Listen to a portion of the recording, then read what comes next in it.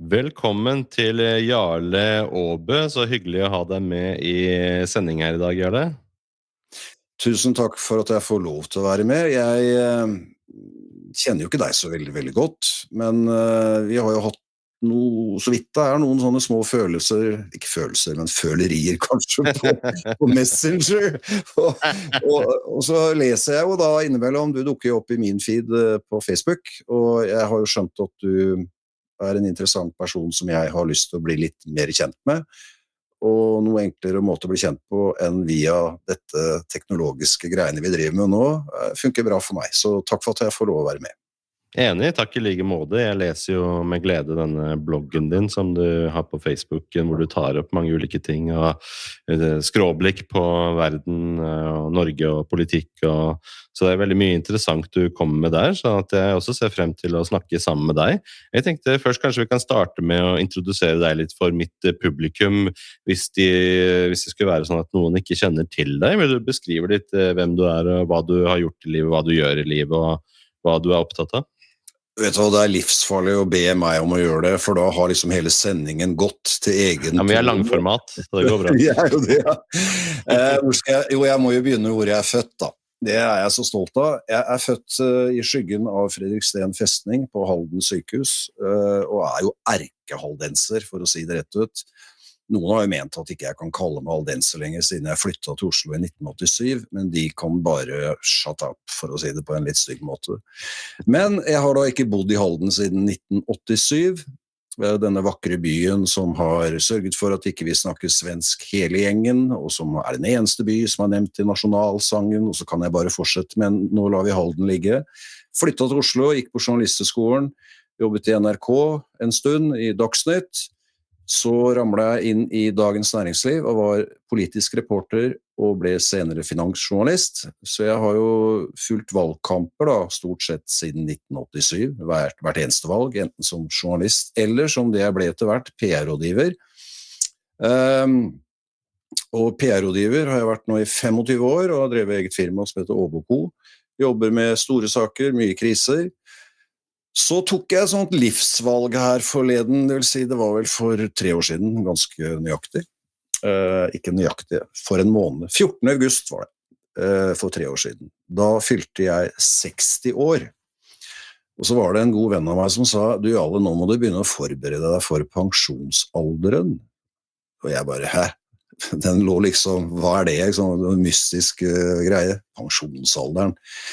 Men så forklarte han meg det, for karen her, han var eiendomsmegler, så sa han, du skjønner det alle, at jeg har hjulpet mange eldre ektepar som velger da til slutt å selge sin ene bolig for å flytte i leilighet. Men så har jeg opplevd litt for mange ganger at før de kommer inn i leiligheten, så dør den ene ektefellen. Så begynner du 60, du alle, for da har du krefter til å gjøre det, og du kan nyte det du da eventuelt skaper rundt din egen pensjonstilværelse. Så det jeg gjorde, solgte huset jeg hadde på Røa i Oslo, og etter hvert, og en sånn, skal ikke ta hele historien, men jeg endte da opp med å kjøpe min bestefars gamle hus i Telemark, og det 14 mål tomt, og det hytter her, og det skjul, og det elva renner langs eiendommen, og det et rikt ørretvann rett på utsida av døra. Og dess mer jeg her, for jeg har også et rekkehus på Oslo da, men dess mer jeg her, dess mer jeg har lyst til å være her. Jeg så lei Oslo. Altså jeg var lei Oslo før jeg flyttet dit til 87, så kan du bare tenke deg hvordan det har vært. Men på grunn av jobb da, og 4 barn, så har Oslo vært viktig. Men den byen er jeg ferdig med, fullstendig. Hvorfor det? Hva det som gjør at du lei Oslo? Altså når du kommer ut av Oslo, så ser du denne Oslo-bobla, som jeg har vært en veldig aktiv deltaker i. Du får se den fra utsiden, og det ikke noe pent. Det ikke et pent syn. Oslo-folk, de så høye på seg selv, også overfor hverandre. Og så jo byen ødelagt av MDG, for å si det rett ut, for de hadde jo makta i den byen når det gjaldt samferdsel en stund. Og så Oslo ikke en trivelig by. Det ikke en sånn raus by som Halden Halden jo en raus by. Oslo en møkkaby, for å si det litt stygt. Og det kan jo jeg få lov å si, siden jeg har bodd her siden 87. Så nå så mer og mer så befinner jeg meg da oppe i Telemark, i Høydalsmo. Og her driver jeg jo selvfølgelig mitt PR-byrå, og jeg jo i Oslo minst en gang i uka, så det går ikke på det. Men det så deilig å sette seg i bilen og kjøre ut av den byen, og komme seg til et fredelig sted, der jeg kan gjøre akkurat hva jeg vil. Og så det musiker også, vi ser jo gitarene i bakgrunnen der. Hva slags musikk du driver med? Nei, altså jeg har jo gitt ut 5 album, jobber med det 6. og egentlig det 7. Mitt lille bidrag til musikk at jeg skriver melodier veldig ofte. Jeg har vel rundet for lengst 3.500 melodier. Oi. Og noen av de får jeg jo veldig lyst til å spille inn. Og jeg har fått hjelp av de flinkeste folk i Europa, vil jeg påstå da. Du har liksom, du har Per Lindvall, han jo en legendarisk trommis for ABBA og AHA og så videre. Rune Arnesen, en annen stor trommeslager. Så har vi Stein Bull Hansen på gitar, og vi har Bjørn Enoksen på bass, og så videre og så videre. Så jeg har et prosjekt da, som heter Løse Fugler, og det innebærer at flinke musikere flyr inn i studio, gjør det de skal, og bare flyr videre. Så Løse Fugler altså ikke et band, men det altså en konstruksjon. Jeg tror det har vært nesten 40 musikere innom Løse Fugler og spilt. Og musikk for meg sykens medisin, vil jeg si. Ja, virkelig. Jeg spiller jo piano selv også, og det merker jeg når ting står på som verst, å sette seg ved piano da, og improvisere, og spille og se utover naturen. Det på en måte det noe med det enkelte ting som vanskeligere å sette ord på enn å sette toner på, synes jeg. Det lettere å uttrykke seg i toner og harmonier iblant. Mye, mye, mye bedre. Hvis jeg kan komme med et forslag da, til hvis noen har lyst til å høre på det spetakkelet jeg driver med, så jeg slapp det 5. albumet i april, og det heter Bug i huet. Det jo ganske enkelt å huske, B-Ø-G-G, Bug i huet. Og på den skiva der så det en låt som heter Mitt skakke vater. Og det en melodi og en tekst jeg liker veldig godt å synge, fordi det finnes jo ikke rette vater, egentlig. Vi jo skakke hele gjengen. Det blir mye med tekstforfatting også for musikere, og står du bak noen låter og sånn, som vi kanskje kjenner igjen fra andre artister også, eller har du gjort mye sånt? Nei, jeg på en evig egotripp, og når det gjelder tekster, så har jeg vært så heldig at en navnbror som heter Jarle Myhrvold, han har skrevet nærmere 200 tekster for meg. Eller for oss da blir det jo. Og han en fabelaktig tekstforfatter, både når det gjelder innhold, men også når det gjelder evnen til å uttrykke seg skriftlig melodiøst. Og det kan jeg forklare. Jeg lager en melodi, sender den til han, kanskje en time, eller kanskje en uke senere, så kommer det da en tekst tilbake på den melodien. Og så tar jeg printer ut teksten og legger den foran meg, og tar opp gitaren, og jeg kan synge den rett gjennom, uten å stoppe opp et eneste sted og lure på hvordan skal jeg synge den linja her. Og det ikke mange tekstforfattere som leverer. Nei, for det et eller annet med det, man kan liksom ikke bare ta en tekst og så tenke at dette en fin tekst, nå skal jeg ha en god melodi eller harmonier til den, og så bare presser jeg den inn på en låt. Den må på en måte, den må være musikalsk. Det noen sånn en X-faktor der med hvordan gjøre tekst syngbar, eller melodiøs, eller at det passer til musikk i det hele tatt. Den ikke nødvendigvis sånn at tekst passer til musikk. Overhodet ikke. ABBA, jeg husker et program jeg så for mange år siden. Hvordan skrev ABBA tekster? Ja, det begynte alltid med et hook, for eksempel Dancing Queen, eller Chiquitita.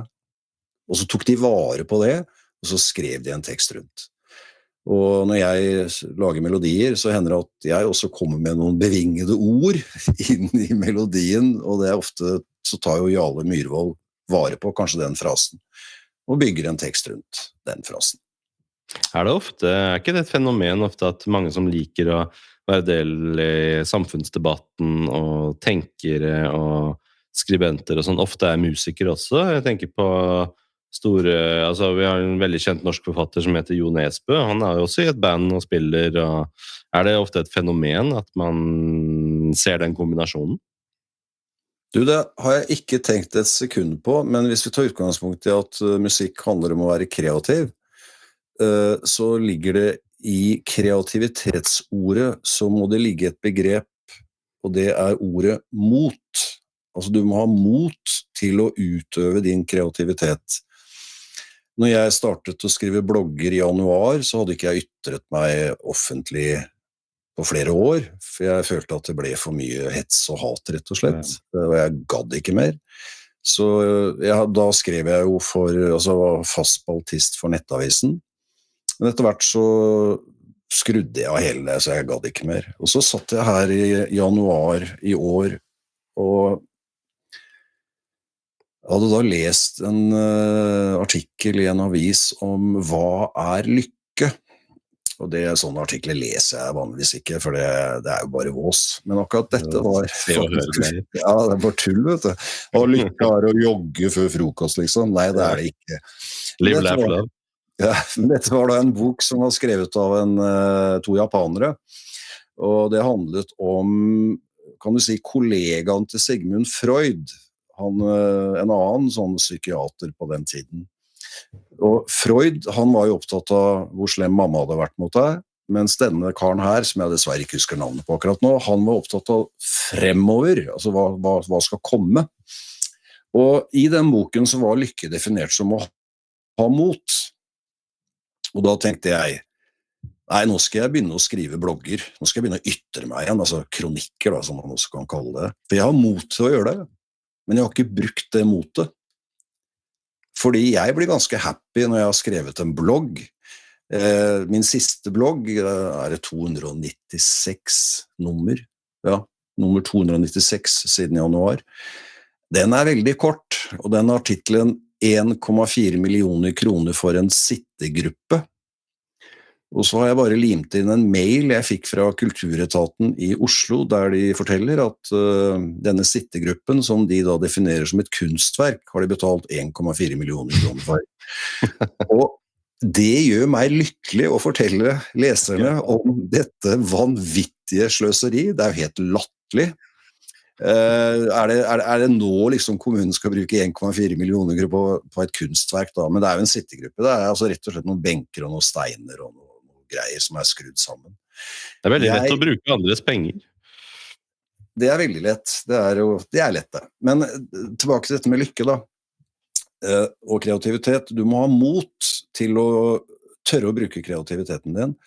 Og jeg tror kreative personer, de klarer å, hva skal vi si for noe? Mene mye.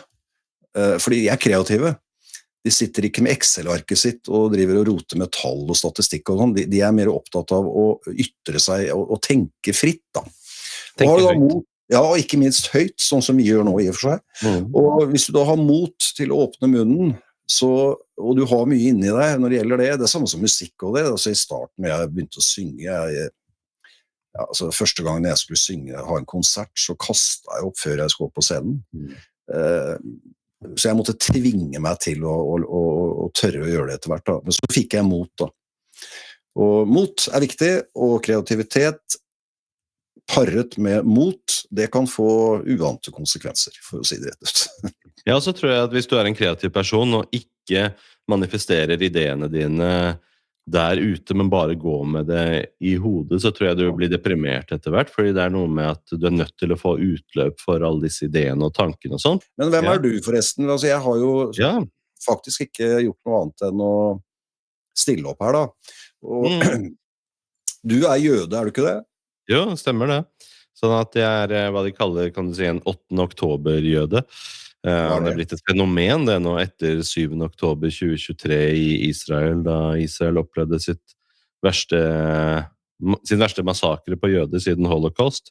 Så er det mange jøder rundt omkring i verden som våknet opp og kalles derfor 8. oktober-jøder, fordi man skjønte da dagen etter omtrent hva som skjer i verden, og folk som meg, da, sånn som jeg har jo hatt en jødisk bakgrunn hele tiden, og visste om historien min, og visste om hvordan min oldemor ble skippet av gårde på DS Donau av norske politiet på havna i Oslo og sendt ned til Auschwitz og drept. Og jeg har alltid visst om dette, men jeg har på en måte ikke gjort så mye ut av min jødiske bakgrunn og opphav.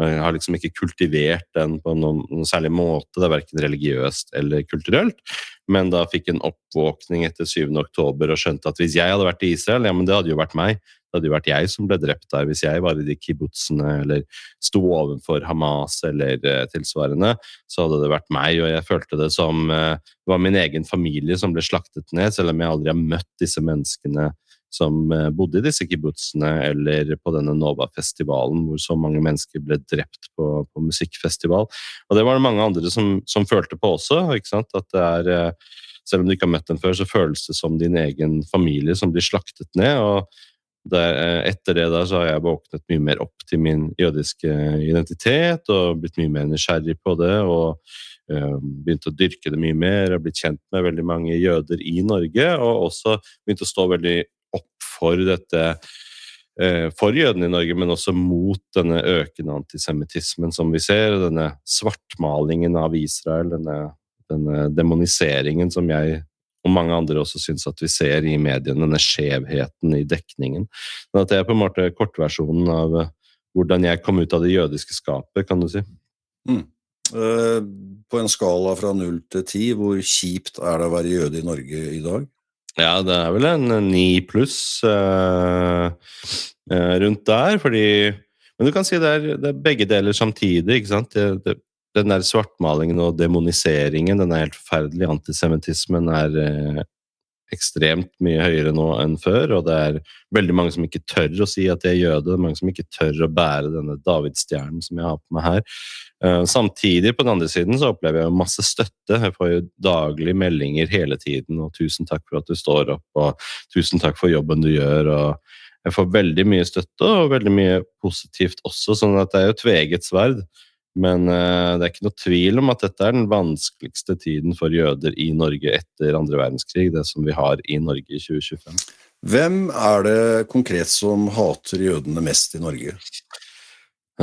Spørs hvordan man definerer hat, men hvis man ser på det som en motvilje eller antipati, nå skal jeg ikke bruke så vanskelig ord, men en sånn antipati vet jeg hva det betyr.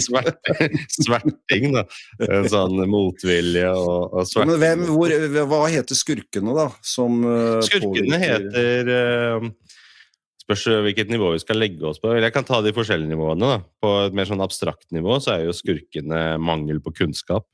Så jo skurkene... Nei, nå må vi komme med konkrete eksempler. Palestina-komiteen... det må, ikke sant? Det ikke bare dem, ikke sant? Men selvfølgelig de konkrete jo de mest rabiate Palestina-aktivistene som går rundt med hva skal jeg si, plakater med «From the river to the sea», som i seg selv betyr jo folkemord, ikke sant? Fordi du vil jo fjerne Israel fra kartet. Og de roper «Globalize the intifada», og det betyr jo folkemord på jøder. Og de roper «Ingen sionister i våre gater». Nylig så har de jo begynt å rope veldig konkret også «Ingen jøder i våre gater». Det her blir, har du noen navn? Altså, det lederen, det Caleb hun heter? Hun roper «Globalized Intifada», men det konkrete med dette jo under Arendalsuka, så hadde jo MIF invitert en som heter Haviv Rettigour, som journalist. MIF med Israel for fred, organisasjonen. De hadde invitert Haviv Rettigour, som journalist for The Times of Israel, veldig sånn anerkjent intellektuell og en tenker da. Han har sin egen podcast, etc. Så han var invitert til å komme og snakke og holde foredrag. Og da ropte jo disse Palestina-demonstrantene da etter han «Ingen jøder i våre gater». Og det jo også en ny terskel, kan du si, som vi har nådd. Da. Det har på en måte vært et slags tabu mot å bruke jødeordet, ikke sant? Man har skjult seg litt mer bak sånne kamuflasje som «Ingen sionister i våre gater». Jeg ikke antisemitt, jeg bare antisionist, etc. Men så nå man villig til å krysse den grensen og gå rett på jødebegrepet. Da. Det ganske nytt. Vi som ikke jøder da, Jeg kan jo fortelle faktisk at min far var veldig sånn Israel-fan, husker jeg. Ja. Og i 1967 så ble det tatt et bilde av meg og altså jeg er født i 1962 da, så jeg var jo ikke gamle gutten, men min bror var 4 år eldre. Og da min far var veldig sånn fotogal, så han tok da et bilde av meg og min storebror sittende utenfor huset i Halden og veive med et israelsk flagg. Og det var 6-dagerskrigen, var det ikke det? Var det ikke det vi feiret? Hvilket år var dette? 1967, mener jeg det var. Ja, skal vi se, hva het den? Var ikke det 6-dagerskrigen? Jo, det var det jo. Jo, det var jo det. Nei, det må jo du vite. Det er 6-dagerskrigen. Det er basic. 5. til 10. juni, 6-dagerskrigen. Da husker jeg, og det er klart, det betyr jo ikke at jeg er noe Israel-fan, og jeg er heller ikke noen Palestina-fan. Jeg må bare få klargjøre min tanke knyttet til den konflikten. Jeg er nøytral. Jeg tror ikke, jeg har så lyst til å snakke så mye om den, for at jeg er egentlig nøytral. Altså, jeg har full forståelse for Israels synspunkter, og jeg har sett dokumentaren fra den forferdelige hendelsen, og den dokumentaren, den sitter i kroppen, altså. Og så har jeg jo forståelse for de som mener at kanskje det får runda litt nå, når jeg har holdt på så lenge og sånn, men jeg vil ikke blande meg opp i det noe særlig, men det jeg kan si er at jeg har hatt gleden, vil jeg si, av å reise rundt i Midtøsten. Jeg har vært hele Iran rundt, jeg har vært i Jemen, jeg har vært i Syria, og liksom farta rundt ned der, fått mange kontakter, bekjente, og stort sett hatt med meg gitar, og sunget litt her og der, og hatt lange, gode samtaler med folk i Jemen for eksempel. Vi har satt der i Sanaa og snakket med folk, det var jo interessant. Og det siste jeg gjorde var da å besøke Israel. Og da tok jeg med meg mine 2 yngste barn, og vi var da en runde rundt i Jerusalem, Tel Aviv og litt sånn. Når var dette? Etter 5 år siden eller noe sånt, kanskje. Det kan jeg jo finne ut av, det ligger masse fine bilder på min Facebook-vegg i album, og der står det vel også en dato. Men jeg har på en måte opplevd disse landene, og jeg har ikke noe negativt å si om folket. Det er liksom ikke noe gærlig med folket, og det merket jeg når jeg var i Nord-Korea 2 ganger også. Det er ikke noe galt med folket. På Cuba også, i 1990, første gang jeg var der, var det vel. Folket var helt strålende det. Så derfor har jeg på en måte tatt en sånn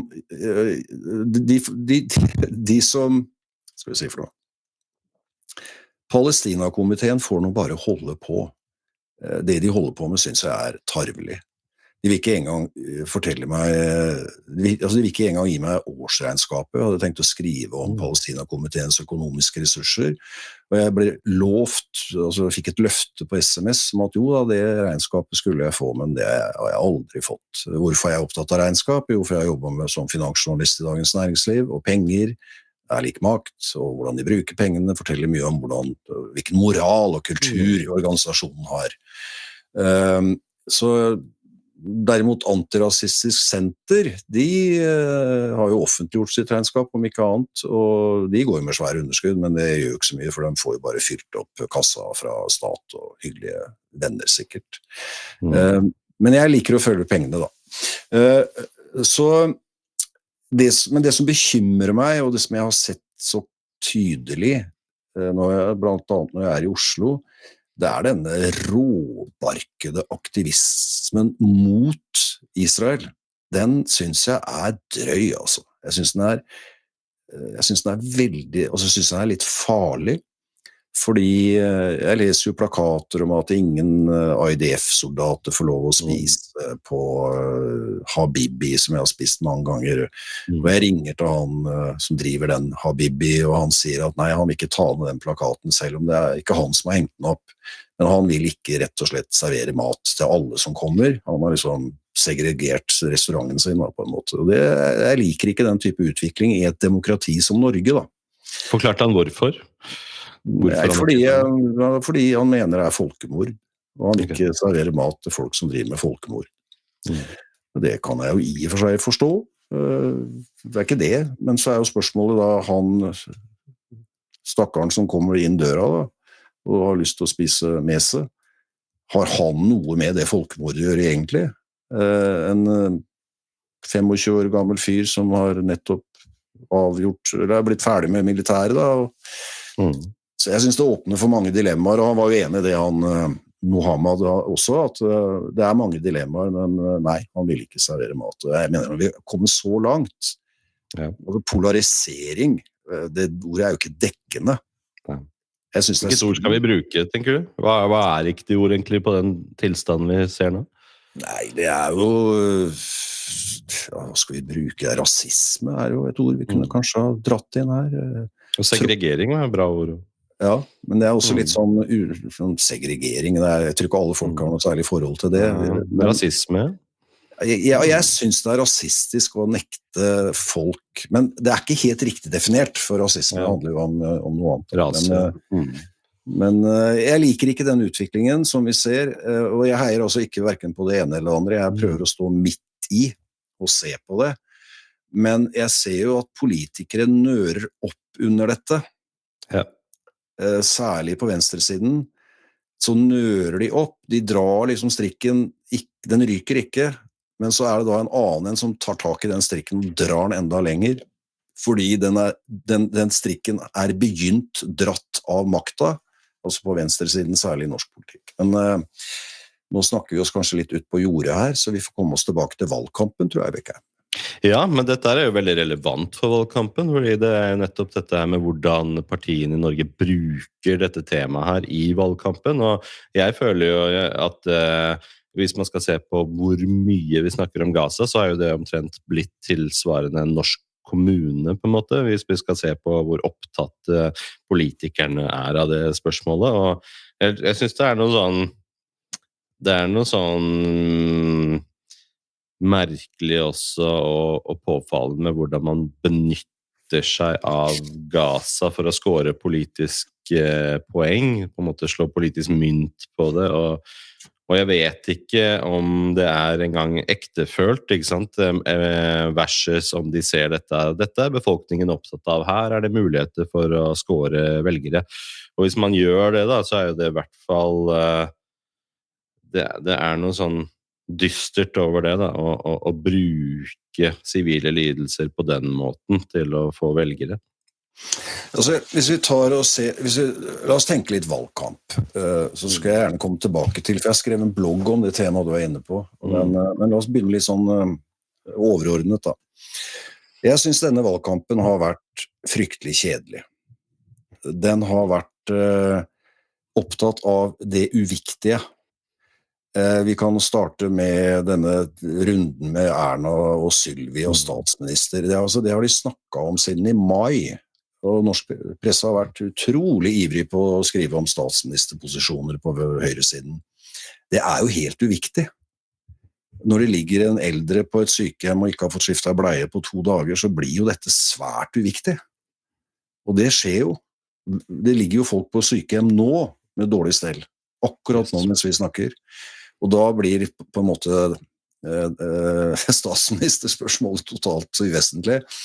Og så har du Gaza, det vil jeg komme tilbake til snart. Og hva det siste vi har snakket om? Jo, selvfølgelig formuesskatten. Og de 3 temaene her, statsminister, Gaza og formuesskatt, alle pakket inn i følelser. Yes. Altså det følerier. Jeg føler ikke at det riktig at rike mennesker skal slippe unna formuesskatten. Jeg føler ikke at Sylvi Listhaug bør bli statsminister, for hun har ikke vært det før. Og jeg føler at vi må hjelpe Gaza. Hvordan vi skal få gjort det gjennom et norsk stortingsvalg for meg komplett umulig å forstå. Men allikevel så har altså da politiske partier valgt i desperasjon for å komme seg over sperregrensen og dra Gaza-kortet for alt det verdt. Og altså mine blogger, de publiserer jeg på min egen Facebook-vegg, og jeg har nummerert de, så det skal være mulig å finne frem til de ved å scrolle da. Men blogg 287 har en titel som går slik: MDG misbruker Palestina. Og jeg skriver, partileder Arild Hermstad kjemper desperat for sitt eget og MDGs politiske liv. Partiet utnytter og misbruker nå Palestina rått og kynisk for å redde seg selv. For hvorfor kunne ikke MDG like godt tatt Sudan? Det ikke så mye følelser knyttet til Sudan. Pressen skriver ikke om Sudan. De kunne jo valgt Trump, der det masse følelser. Men han på en måte ikke så hot lenger i Norge som han var. Og det kanskje litt far-fetched å begynne å angripe Trump for et mikroparti som så langt ut på venstresiden at det flaut. Så da ble det Gaza. Og resten av den kronikken kan dere jo, eller bloggen, da kan dere jo lese selv. Men hvorfor går pressen på dette her? Altså, jeg har vært journalist selv, og du sitter på morgenmøtene og diskuterer hva skal vi skrive om i dag. Jeg skal skrive en sak om Gaza. Ja, men du dekker jo stortingsvalget, mister. Ja, men MDG mener at Gaza veldig viktig. Ja. Altså, hvor pressens redaktøransvar? Gaza har da intet med vårt stortingsvalg å gjøre, og denne følerigreiene jeg så lei, fordi nå skal vi til og med altså ikke kunne kjøpe fregatter, fordi det skulle være en eller annen dippedunds inni den fregatten som skulle ha noe med Israel å gjøre. Altså, hvor langt ut i følelseskaoset skal vi gå? Det får da være grenser. Altså, du stanser jo ikke krigen i eller på Gaza hvis vi kjøper franske fregatter. Kjære Gud, nei, nå må jeg ha meg en kaffe. Jeg kjenner jeg blir irritert. Men det grunn til å bli irritert, fordi det også en sånn type logikk som, den har ingen grenser når man først begynner å tenke på den måten, ikke sant? Det var det ikke Øya-festivalen som artister ikke kunne dra på, fordi de var et eller annet med at de ikke nektet å boykotte Coca-Cola, eller var et eller annet sånt som gjorde at da måtte mange artister stå opp mot dem, og man kunne ikke dra på den, fordi det ville gi vond smak i munnen, et eller annet.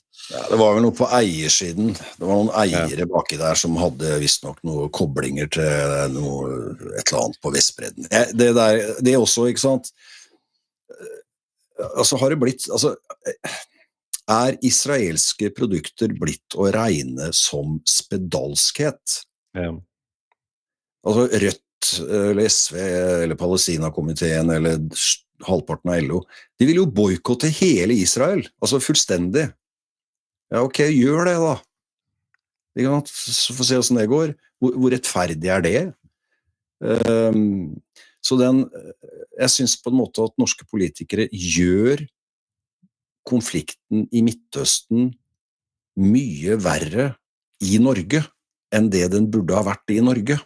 Altså, og samtidig kan vi ikke gjøre noe som helst med den, og så blåser vi den opp så enormt, sånn at hele valget handler om det, samtidig som vi har egentlig null å si, og i enda større grad utspiller vi vår rolle når vi holder på sånn som dette her, fordi vi blir jo ikke tatt seriøst internasjonalt når vi driver sånn som vi har ødelagt relasjonen vår til Israel allerede, de har jo ikke noen ambassadør i Norge lenger, og vi holder jo på å forderve forholdet vårt til USA nå med den seneste med Caterpillar-saken, hvordan vi skal trekke oss ut av det fordi de tilfeldigvis har med Israel å gjøre, og oljefondet driver vi og blander bort i utenrikspolitikk.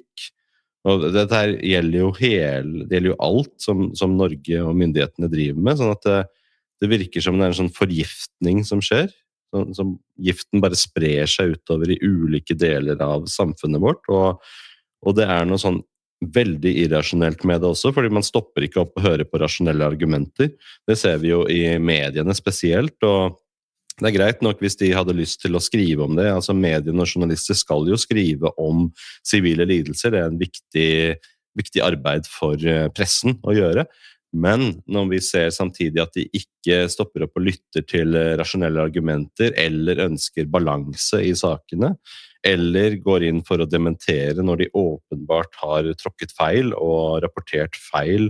Sånn som et eksempel på det jo senest i går, så la jeg ut hvordan SVT i Sverige dementerte saken der man sa at 80% av folkemordsforskere enige nå om at Israel begår folkemord. Dette var feil feil informasjon. Da gikk de veldig tydelig ut på SVT og sa dessverre så rapporterte vi feil. Det var 20% som mente at det var folkemord. Den typen dementering ser vi ikke i Norge. Og da det noe sånn, alt det der, da blinker varsellampen på meg at dette er irrasjonelt, dette er følelsesdrevet, sånn som du var inne på også, at det har egentlig ikke så mye med rasjonelle og objektive argumenter å gjøre lenger. Og det fører jo da til at jeg skriver ikke blogger om Gaza eller Israel, fordi uansett hva jeg skriver, så kommer Bermen med følelsene sine og vrir og vrenger og mener jeg er ditt og datt. Og det er litt synd da, at ikke jeg med min bakgrunn og kunnskap tør, og synd er det jo ikke, Norge lever vel veldig godt uten, men personlig så opplever jeg det som trist at det er temaer jeg ikke kan skrive om fordi det er så mye følelser. Og så sier folk da, jo, men da barna lider, og det er klart da blir det jo mye følelser. Jo, selvfølgelig, barna lider i Sudan, og barna lider i Kina, og altså selvfølgelig. Men du kan ikke liksom debattere Midtøsten bare ut fra at noen barn lider. Det går jo ikke. Da blir det jo en debatt som er totalt meningsløs. Og det virker som det er det som er styrende. Det er denne som jeg har fått med meg av disse bildene som visse var ikke sultne likevel. Jo, jeg skrev jo i en blogg før denne sultgreia ble for hot. Og da spurte jeg bare, har noen sett en sulten palestiner? Og det mener jeg var et legitimt spørsmål for alle bildene og alle filmene og alt jeg så fra Gaza. Jeg så ingen som var sultne der da, så jeg bare lurte på, kan noen hjelpe meg å finne ut av hvor er de sultne palestinerne? Og det var det ingen som kunne hjelpe meg med. Og så ble det jo masse styr litt senere da rundt sult og sånn, og jeg sier ikke at folk har det fett i Gaza, altså det er ikke det jeg sier. Men når enkelte utnytter sult som kanskje ingen har fått med seg ennå, til å fremme sine påstander, så er det lov å kanskje stille noen faktaspørsmål, om ikke annet da. Men Gaza er jo et helvete på jord, konflikten er et helvete på jord, debatten er et helvete på jord, så jeg holder meg egentlig langt unna, selv om jeg nå sitter her og snakker om den, så kan vi skifte tema, er du snill? Bare ett oppfølgingsspørsmål, hva er det du frykter på en måte med den saken i forhold til hva er det som gjør at du ikke går inn, hva er det du frykter kan skje dersom du går inn i den? Det er komplett umulig å føre en normal diskusjon med folk som er overfølsomme. Det går bare ikke. Nå begynner det å demre her. Jeg har jo også skrevet om psykologer som driver sånn psykologer for Palestina og sånn, og tatt opp dette med, er det rimelig at en psykolog skal ha palestinaskjerf på seg i behandlingsrommet, liksom? Er det rimelig at norske sykepleiere har Palestina-demonstrasjoner inne på Ullevål sykehus? Jeg synes jo ikke det, og det er ikke i tråd med de etiske reglene for helsepersonell heller, og det var jeg også, skrev jeg litt om, men så du får ganske mye trist tilbake da, selv om du prøver på en måte altså da skrev jo ikke jeg en linje om konflikten i Midtøsten, jeg skrev om psykologer og hvordan de forholdt seg til konflikten i Midtøsten. Men det ble jo likevel kommentarene ble veldig mye sånn, konflikten i har du ikke respekt for blablabla, ikke sant? Jo, jeg har det, men det er ikke det jeg skrev om. Så man liksom hopper til sånne konklusjoner med en gang du bare skriver noe kritisk, så drar man det til, man setter gassen på maks, ikke sant? Og så blir det til at, ja, er du for folkemord, du, eller du ønsker kanskje at barn skal dø, du? Bare, nei, vent litt, jeg sa bare jeg satt fokus på ett kritisk tema, kritiserte ett element av dette, det betyr ikke at jeg vil at barn skal dø. Jeg skal ta et teit eksempel, hvis jeg har 2 artige hunder, de er morsomme, jeg har hatt masse hunder i mitt liv, og jeg synes det er gøy med hund. Jeg vet jo det at jeg kan ikke gå bort til en hundeeier som har en for feit bikkje å si, og Gud så tjukk du har blitt. Det er følelser, du kan ikke snakke med en hundeeier som har en fet hund om hundefedme, det lar seg ikke gjøre. Og det er litt sånn i Gaza også, ikke sant? Hvis du er sånn helt ute og flagrer med palestinaskjerf og jaller og roper, så kan du ikke gå bort til vedkommende og si, men har du tenkt på Du får den bare midt i fleisen tilbake. Ja. Og det ikke bra for debatten, det synes ikke jeg. Og jeg synes kanskje de politiske partiene burde ta en runde med seg selv og sjekke hva det egentlig vi holder på med når det gjelder denne, hva vår retorikk her? Hva tror du grunnen til at pressen i Norge så skjev i dekningen på dette her? Er det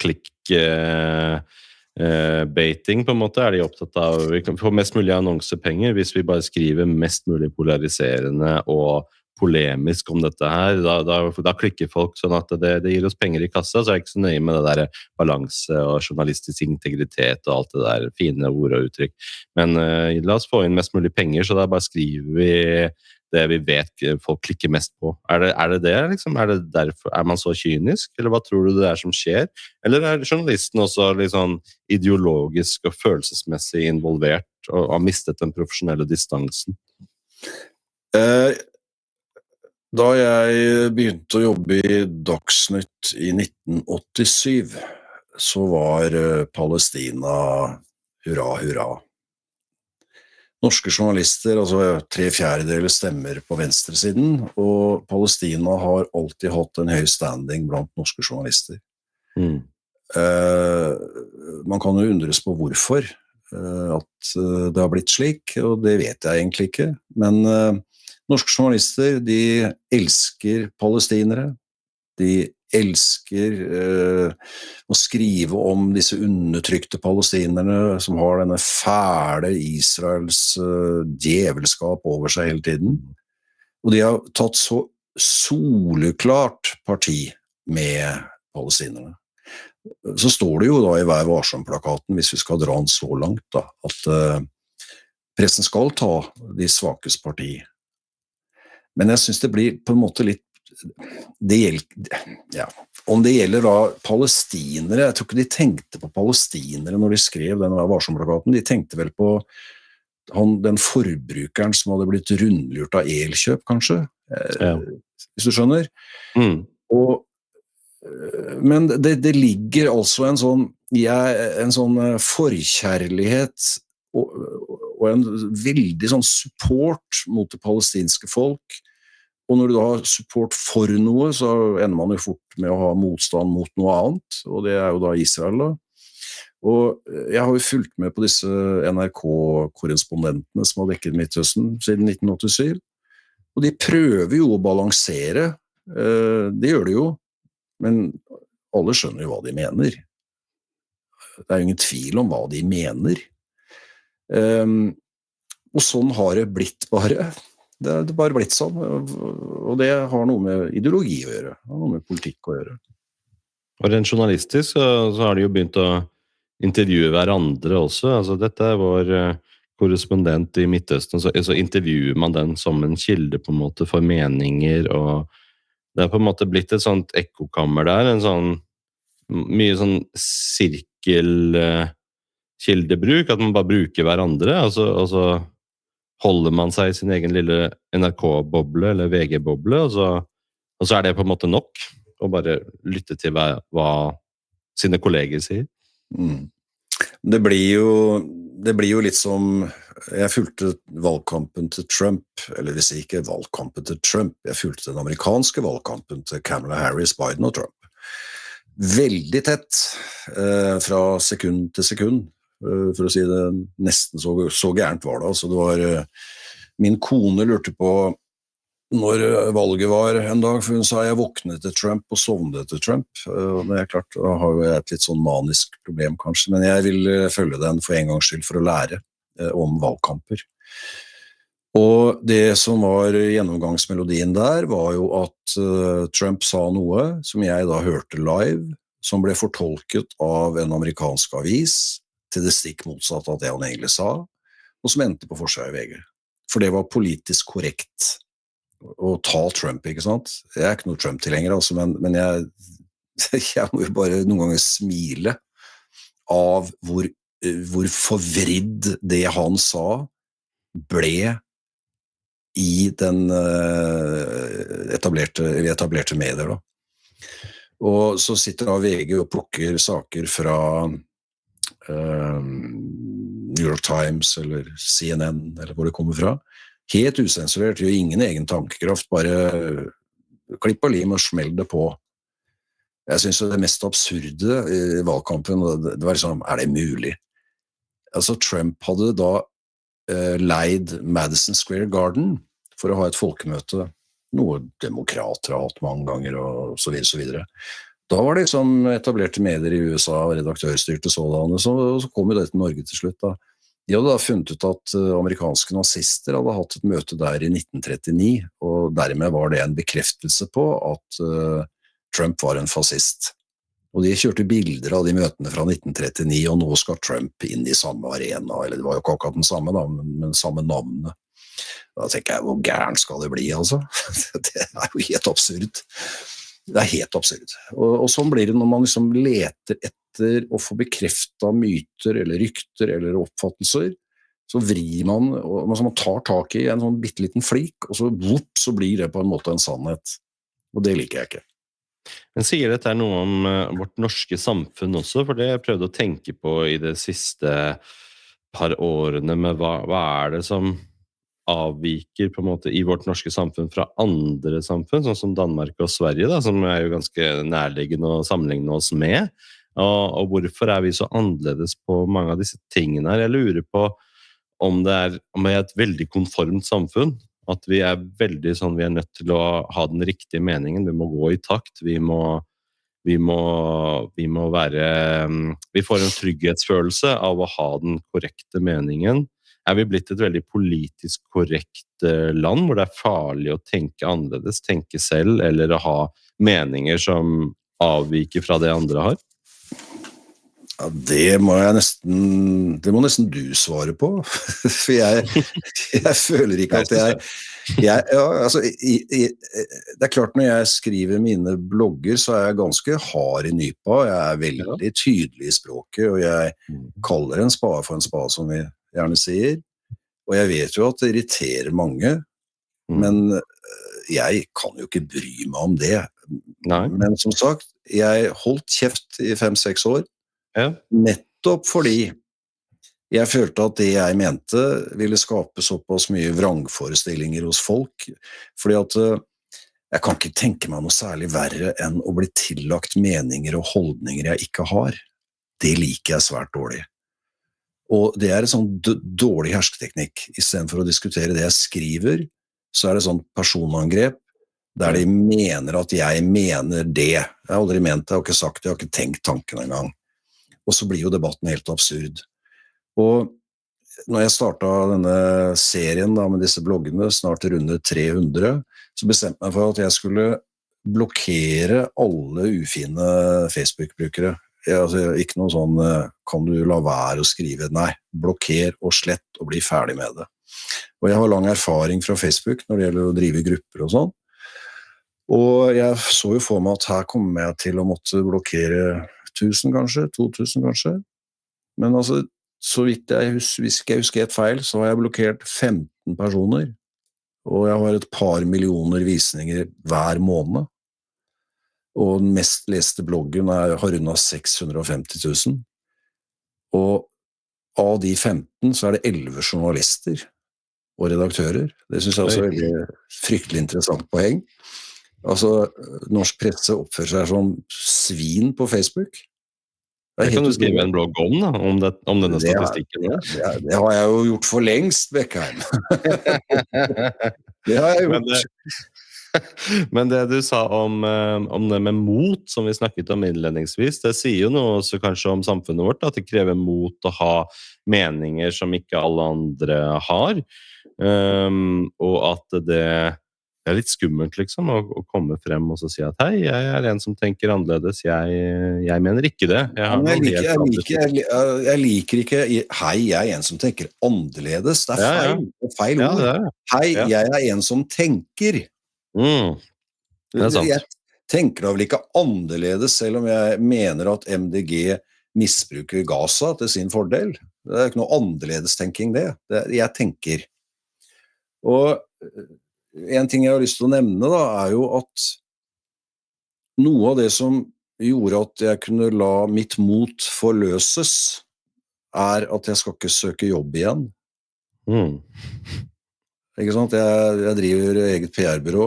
Jeg har det fint økonomisk, ikke veldig fint, men jeg har i hvert fall nok til å fylle diesel på min Land Cruiser og kjøpe en entrecôte en gang i uka.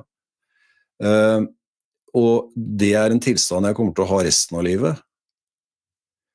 Og jeg hadde aldri skrevet disse bloggene hvis jeg var 40 år og skulle ut og søke jobb. Ja. Det hadde jeg ikke gjort, for det det samme som jeg kan ikke ansette han, for han mener så mye. Ikke det litt synd at det sånn i Norge? Jeg kan jo forstå arbeidsgivere at de ønsker usynlige medarbeidere. Jeg kan virkelig forstå det. Men på den annen side, si jeg da hadde fått en jobb da, som jeg gjerne ville ha. Ikke at jeg vil ha noe jobb akkurat nå, men si jeg hadde fått en utfordring da, for eksempel fått et halvt års vikariat i en svær bedrift eller organisasjon som trenger en sånn type som meg, en sånn ekspert for å løse et halvt års problem. Ja, da måtte jeg jo slutte å skrive blogger da, selvfølgelig. Det sier seg selv. Men jeg hadde vel aldri fått den jobben da, fordi jeg har skrevet blogger. Jeg vet ikke, jeg har ikke testet det, men jeg synes ikke ytringsfrihetskårene i Norge har blitt noe bedre med årene. Jeg synes vi har et ytringsfrihetsproblem, et stort ytringsfrihetsproblem. Hvis jeg sier nå at nei, Israel driver ikke med folkemord, så har jeg altså en drøss med gale palestinavenner etter meg, så det ljomer etter. Det ytringsfrihet å bli radbrukket og personangrep og ja, hengt ut fordi du kanskje tenker at skal vi vente på at vi får en dom knyttet til dette folkemordbegrepet, eller hva det mest rettferdige overfor Israel da?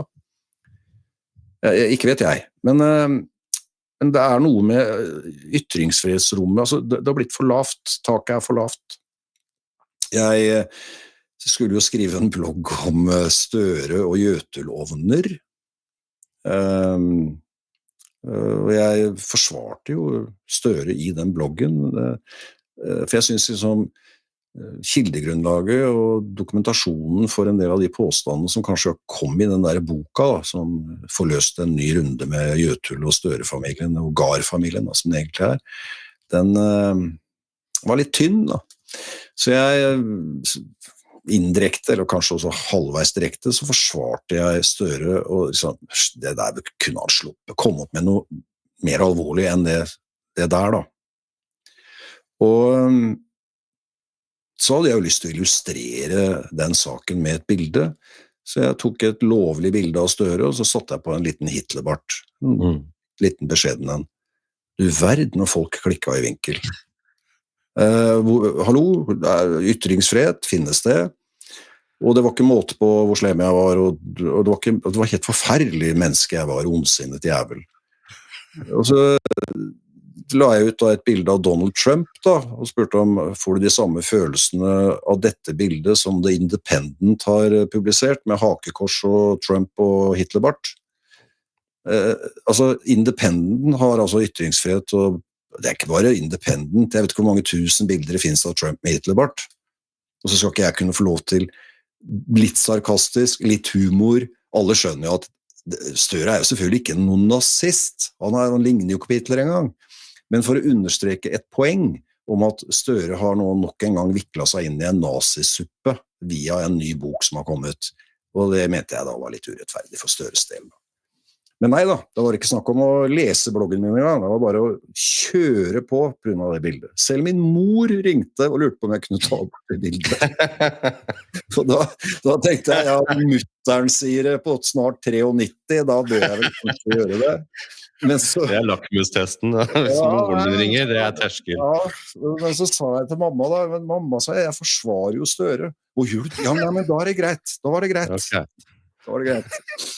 Så jo, lakmustesten når mamma sier nei, så det nei. Men hun ble med på at den kunne stå. Men kanskje det noen enkelte ting som hellig i vår norske kultur? Det litt sånn, man kødder ikke med Støre, liksom, Arbeiderpartiet, det så dypt i norsk folkesjel, og etterkrigstida, Arbeiderpartiet kan ikke kødde med det. Det noe der, liksom? Det noe, sitter enkelte ting som hellige for oss? Nei, jeg tror ikke det. Jeg håper ikke det. Men du vet at dette med hitling jo noe man ikke skal drive med i det landet her, fordi Og det kan jeg i og for seg forstå, men nå det 80 år siden sist Hitler holdt på, så jeg begynner liksom, kan vi senke skuldrene litt grann, folkens? Litt politisk satire, det må vi tåle, og et bilde av han med den lille barten, det jo bare satire, det liksom et eksempel på det jeg skriver om, og hvis det skal bli krenking, da krenker jeg med den største fornøyelse. Jeg lurer på om det litt sånn også at vi ikke helt sånn, vi liker å være litt konkrete i Norge, at vi veldig sånn bokstavelige, at det man skriver, det det man står for, det det man mener, at vi ikke så vant til kanskje denne her måten å tenke på med satire og med karikaturer og karikerte beskrivelser om ting, da, at det litt sånn uvant for oss, at vi liker mer den der, nei, vi skal ha det sånn bokstavelig, det du sier det du mener, at det litt sånn jeg veldig uenig med deg i det du sa der. Jeg vet ikke om det sånn, det bare en tanke. Nei, ja, absolutt interessant å ta opp den tanken, men spol tilbake, norske aviser har vært veldig gode på politiske tegninger, altså satire og sarkasme i for deg. I Drøbak har vi et eget avistegnermuseum. Det som har skjedd at pressen har jo kuttet ut dette viktige verktøy. Og jeg mener det et veldig viktig verktøy i et demokrati å ha avistegning, som setter ting på spissen, sånn som mitt lille manipulerte bilde av Støre med en Hitlerbart. Det var ikke en Hitlerbart engang, det lignet mer på den der barten til han der veteranen, han som lagde stumfilmer, Charlie Chaplin. Ja, Chaplin, ja. Så det lignet vel kanskje litt mer på det i stedet. Men det har blitt borte, og det som ligger i en politisk tegning, eller en avistegning, karikatur, der ligger det som regel en kraftig klo, en sånn som liksom går inn i kjernen av dritten og røsker til. Det vanskelig å uttrykke skriftlig, men gjennom en karikatur så kan du gjøre det. Og det synd at karikaturtegningenes status i norsk presse forsvinnende dårlig nå. Altså. Det det noen som... Jo, VG har vel kanskje fortsatt en tegning i ny og ne. Jeg har ikke helt oversikten, for det så sjelden jeg ser gode karikaturtegninger. Det var litt jeg tenkte på også, da. Hvorfor det blitt sånn? Det fordi vi ikke mottagelige for karikaturer, eller det på grunn av budsjetten i avisen at de ikke har råd til karikaturtegnere, eller det ikke kultur for det, eller hva grunnen? Det tror jeg Per Elvestuen, den legendariske avistegneren i Dagens Næringsliv, når jeg jobbet der, så hadde jeg gleden av å jobbe sammen med han i den forstand at han tok noen ganger artikler jeg hadde skrevet, og så lagde han en karikatur til artikkelen. For eksempel, jeg ringte LO-leder den gang Yngve Hågensen og hadde noen spørsmål vedrørende arbeidsledighet, og da svarte han fra den svenske vestkyst, jeg har ferie, og så la han på. Og da skrev jeg saken, Yngve tar ferie fra ledighet. Det kan ikke ta ferie fra arbeidsledighet hvis du LO-leder, men han gjorde noe det da. Og da skapte jo Per Elvestuen en fantastisk fin karikatur, der han ligger med en sånn avis over hodet, du ser flippskjegget som stikker ut under flere som ikke husker han, så han var veldig kjent for å ha et litt sånn flippskjegg da. Det var jo med på å lage den artikkelen mye bedre, mye tydeligere, og fikk folk til å stoppe opp og tenke, oi, dette riktig da? At ikke vi har så mye karikaturtegnere i norsk presse lenger ene og alene et økonomisk spørsmål. Ja. Det jeg 100% sikker på. Det handler kun om cash. Og så har det kanskje også noe med format å gjøre, at en avistegning gjør seg kanskje bedre på papir enn på et sånn hurtig internettmedie. Der kanskje bare en liten firkant, ikke sant? Så den har ikke den samme gjennomslagskraften på grunn av format og formidling av tegning. Kanskje. Men det betyr ikke at ikke tegningen viktig. Karikaturtegningen veldig viktig, synes jeg, i et demokrati. Jeg skulle ønske det var mye mer av det, at vi ble mye mer eksponert for det, mye mer vant til å tenke på den måten, og se ting på den måten. Og da, hvis vi hadde vært mye mer vant til det, kanskje folk ikke hadde reagert like mye på den tegningen din da, med den lille barten på Støre, fordi man vant til den typen måter å forholde seg til nyheter og meninger på, at man skjønner at dette satire, dette karikert utgave av tankene mine. Men vi må bevege oss litt til valget også. Hva Ja. dine tanker og analyse om valget i år? Hvordan synes du Arbeiderpartiet sin valgkamp har vært, og Høyre og FRP, hva tankene dine? Støre kommer til å vinne valget, bare så vi liksom ferdig med den diskusjonen. Alle som går rundt og tror på noe annet, de tar feil. Og så skal jeg Hvorfor tror du det? Ja. Fordi at Høyre har gjort en så ekstremt dårlig valgkamp. Altså, det jo helt latterlig. Høyre, 13%. 13%! Erna sa det selv. Vi må få flere til å stemme på Høyre, skal det bli borgerlig valgseier, sa hun. Da lå de vel rundt 15, og nå de ramlet de 2 i stedet for å stige med 4. Hele hennes strategi der så dårlig og så dum at det sånn klyp meg i armen. Hvor kom den fra? Å angripe sin våpendrager Sylvi Listhaug? Du kan ikke holde på sånn. Jeg skrev en blogg om det nylig. Og hvis du tar utgangspunkt i en bok som kom for 2400 år siden, tenk på det. Krigføringens kunst, skrevet av en kineser, der han drøfter hvordan vinne kriger. Jeg har lest den mange ganger, og jeg har brukt den veldig ofte i jobben min som PR-rådgiver. Og det noen prinsipper i den boken som jeg har lyst til å dele med dere som ser og hører på dette. Se for deg nå 2 arméer står mot hverandre. De på hver høyde, og så skal de da møtes på midten. Det store slaget skal skje. Og nå må vi spole 2400 år tilbake, da, der de drev med sånn sverd og spyd og sikkert noe pil og bue. Jeg vet ikke. Det var ikke dronekrig, for å si det sånn. Og en valgkamp jo litt sånn. Det står 2 arméer mot hverandre i det offentlige rom og skal vinne krigen, vinne valget. Og så skriver han Ski da, som har skrevet denne krigføringens kunst, at den ypperste krig å ikke bruke våpen og soldater, men allikevel vinne.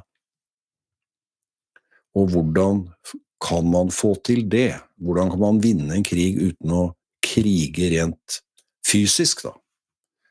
Jo, det gjør man ved å angripe den andre generals forfengelighet.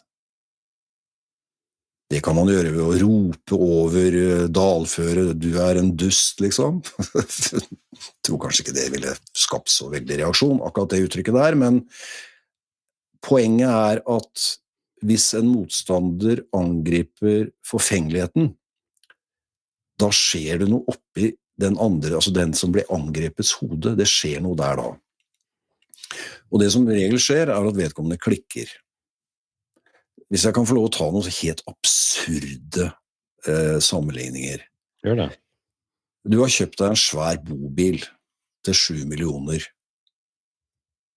Hvorfor jeg snakker om bobil fordi at jeg har et visst forhold til bobiler for tiden. Men si det kommer da en fyr inn på en bobilparkering med en bobil til 7 millioner, eller til 7 millioner kroner. Og så sier han som tar imot, kul bil du har, men hvorfor har du så små hjul? Det angriper hans forfengelighet. For han sitter der og føler seg som kongen av campingplassen, og så kommer han andre driveren på campingplassen og sier, hvorfor har du så små hjul? Underforstått, hvorfor har du så liten P? Ikke sant? Det å angripe forfengeligheten. Og det som skjedde da, oppi huet på Erna, det var jo at Støre angrep Ernas forfengelighet. Så det holdt. Og det gjorde han gjort det på flere måter, men for å ta et eksempel, noe av det første som skjedde i august, da, når valgkampen kom skikkelig i gang, det var at Støre og Listhaug hadde en privat duell, der Erna ikke fikk lov å være med. Tipper Ernas forfengelighet ble trakassert av den hendelsen. Fordi Erna skulle jo bli statsminister, ikke Sylvi. Og så har jo da liksom Støre, ja, da Sylvi min hovedmotstander, jo ikke Erna. Jeg ser det levende for meg hvor sinna og sur og bitter og forsmådd Erna blir på grunn av den retorikken til Støre. Og til slutt så klikker det helt for Erna, for det må ha klikket for henne fullstendig når hun kvester Sylvi Listhaug. Altså, hun går til angrep på sin egen hær for å vinne krigen mot Støre, men da har hun tapt. Så det game over for Erna, og det viser jo da meningsmålingen også. Så hun mistet 2% hun på å gå til angrep på Sylvi, og Støre har sittet bak her og dratt i noen tråder og holdt på med sin retorikk, og Erna gikk rett på limpinnen og falt for det grepet som ble omtalt i en bok for 2400 år siden. Fantastisk klønete. Helt utrolig. Hvorfor hadde de ikke noen rådgivere som sier, vent litt, dette ikke noe god strategi, altså det sånn, hvorfor det ingen som griper inn og sier noe? Altså, jeg har jobbet for Høyre, og det noen år siden da, så jeg må liksom bare klargjøre at jeg har gjort oppdrag for Høyre i forbindelse med politiske valg. Men nå det så lenge siden at jeg kjenner jo ingen av de rådgiverne som sitter der nå, og derfor kan jeg føle meg fri til å si følgende. Det forstemmende å se hvor lite Høyres valgkampapparat kan om valg. Høyre har aldri vært god på valgkamp. Aldri. Men i år har de vært veldig dårlige, altså. La oss begynne med det som øyeblikket ikke alle venter på da, men mange venter på øyeblikket der det politiske partiet står frem med dette skal vi vinne valg på i år. Dette våre slagord. Og Høyre da, ingen slagord. Hvordan kan du drive valgkamp uten slagord? Altså, det på en måte det som kjernen i en valgkamp å fortelle velgerne hva vil du gjøre? Hva din greie? Hva din visjon? Ja. Nei, vi har ingen slagord. Bortsett fra at skolene skal bli bedre. Ja, det håper jeg. Og så gjøre et poeng av det til og med, ikke bare at de ikke har noe slagord, men kampanjen deres ingen slagord. Det jo helt... Men jeg lurer på om de har kuttet ut det nå, for nå har jeg sett noen sånne valgplakater de siste 2-3 dagene, at der det der ingen slagord borte. Og hvis det sant, så jeg håper noen kan finne ut av det, så jo det bare en innrømmelse av sin egen misforståtthet. Da har de prøvde seg jo på en sånn Israel-kampanje i stedet for, å prøve å kaste seg på det. Søreide kom jo med en sånn plakat med Israel og folkemord og alt det der greiene der. Men hva tenker du om statistikken da? Altså, sånn som vi så med skolevalget, så viser det seg jo at med tallknusing så ser vi at de siste 20 årene så har stortingsvalget vært tilsvarende som skolevalget. Kommer vi nå til å bryte den 20 år lange tradisjonen med at det samsvarer? Det stemmer nok ikke helt, fordi ved 2 valg så ble stortingsvalgsresultatet det motsatte av skolevalg. Okay. Jeg tror ikke skolevalgene i år speiler i det hele tatt valgresultatet. Og det litt sånn spennende da, fordi man kunne jo da min påstand, altså det jo bare en påstand, jeg kaller det en spådom, da, men at Støre vinner. Hvis man ser på skolevalget, så går jo ikke det regnestykket opp i det hele tatt. Det skjønner jo jeg jo. Men det nok andre krefter som i sving når det gjelder hva det endelige resultatet blir. Det jeg synes interessant med stortingsvalget at rødgrønn side går tilbake, og særlig MDG, som har på en måte, i 2019 hadde vel de 15%, tror jeg, og nå var det 3%. Så du kan si at den der klimahypen, den jo nå dokumentert over blant de unge. Men Høyre, vet du, det hjelpeløst. La meg ta en tur til USA før jeg skal komme til det norske poenget. Det som var avgjørende for at Donald Trump skulle vinne, det var at han fortalte gang på gang hvor elendig den sittende presidenten hadde vært. Han brukte uttrykket, nå husker jeg ikke akkurat antallet, men han sa liksom, si nå at man hadde liksom, ja, det dårlig eldreomsorg her i landet.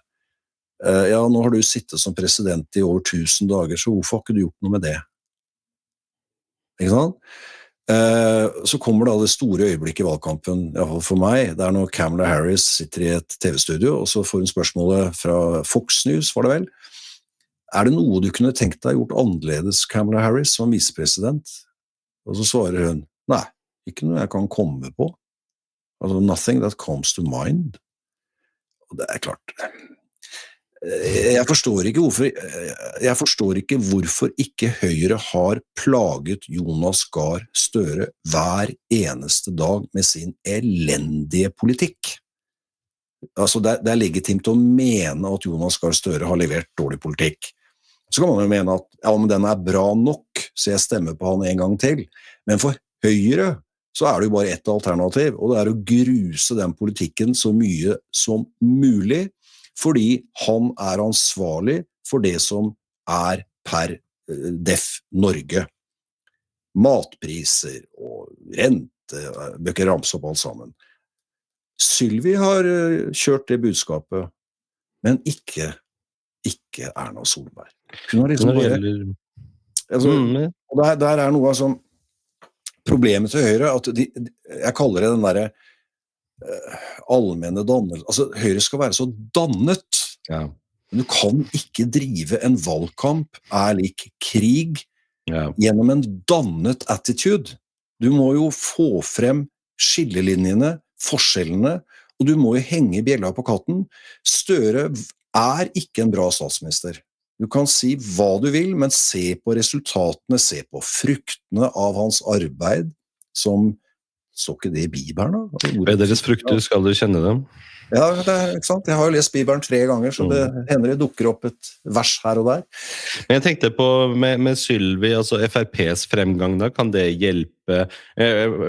Første spørsmål hva betyr FrPs fremgang? Og nummer 2, kan det hjelpe å dra borgerlig side over til en seier? Nei, det hjelper ikke. Altså, hvis FrP blir 35%, så det vel klart mulig at jeg så dårlig på tall, så jeg skal ikke sitte her og late som jeg kan regne i hodet. Men FrPs stabile over rundt 20% skyldes jo at de gode på valgkamp. De får jo frem sine budskap, og ikke minst så har jo Støre hjulpet FrP med den oppslutningen ved at han gjorde Sylvi til sin hovedmotstander. Og det som greia nå at Høyre dritten i midten. Og det ingen gunstig situasjon. Og jeg tror de skal slite hardt med å komme seg ut av den dritten i midten-posisjonen. For hvordan skal du komme deg ut av den? Ja, da må du enten gå til angrep på den ene siden, eller på den andre siden. Og nå prøvde jo Erna på å gå til angrep på FrP. Det var jo ikke noe stor suksess. Og ikke evner Høyre å gå til angrep på Arbeiderpartiet. Ja, litt nå på tampen av valget, så det liksom, ja, Arbeiderpartiet lyver om ditt og lyver om datt og sånn, har de liksom begynt å... Men dette skulle jo de begynt med 1. januar 2025. Det hadde vært liksom slagord. Vi orker ikke Støre 4 år til. Det kunne vært et bra slagord for Høyre. Det hadde vært fint. Og så kunne de liksom fortalt velgerne hvorfor dere også ikke bør orke 4 nye år med Støre. Men det har de ikke gjort. Men hvis vi ser for oss en borgerlig koalisjon mellom FrP, KrF, Høyre, Venstre kanskje, altså hvor mye skal til for at de får et flertall? Hvor mange må de samarbeide med? Du, det aner jeg ikke. Det mye, kanskje. Har ikke satt meg inn i det. Borgerlig side har jo nå har i hvert fall uansett et stort problem. For det to damer som driver og altså, Sylvi har jo ikke bråka med Høyre. Hun har ikke sagt at nei, jeg skal bli statsminister. Hun har sagt at det får vi ta etter valget. Og pressen har jo da selvfølgelig hjulpet Støre noe voldsomt med å stille det samme spørsmålet til Sylvi Listhaug. Juni, juli, august har de stilt det spørsmålet, jeg vet ikke hvor mange ganger. Til stor fornøyelse selvfølgelig for Støre, for da blir det jo ikke fokus på politikk, det blir bare fokus på posisjoner. Hvorfor kunne de ikke bare avklart det og sagt at Erna skal bli statsminister ferdig, og så hadde de stått sammen og så vært tydelige? Det er et godt spørsmål. Hvorfor satt ikke de to seg ned og tok det på kammerset i desember i fjor, i romjula, og så liksom bare avklarte seg mellom at ja, jeg går for deg, Erna. Det må du spørre Sylvi om. Hvorfor kunne ikke hun bare rett og slett si at jeg stiller bak Erna, vi skal vinne valget sammen, og Erna skal bli statsminister? Kan hende at det hadde vært lurt. Kan hende. Altså rent sånn valgresultat.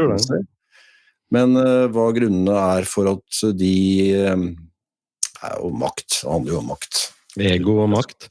Det jeg tenker på er Senterpartiet, at de kunne vært en sånn joker her, fordi de har jo vært både på venstresiden og på høyresiden tidligere, så de kan på en måte gå begge veier.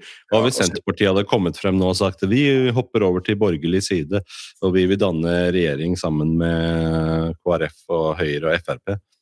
Ja, altså jeg har jo da stemt Senterpartiet da. Kan du forestille deg noe så rart? Men det er fordi at jeg har ikke blitt bonde da, men det er ikke langt unna. Jeg bor jo liksom i Tokke kommune, og her er det jo mye grønt. Men jeg stemte 11. september, jeg har lest alle partiprogrammene, jeg synes Senterpartiet har bra politikk på mange områder, like bra som Arbeiderpartiet og Høyre og FrP. Så tenkte jeg, nå skal jeg være motstrøms, så skal jeg stemme på Senterpartiet.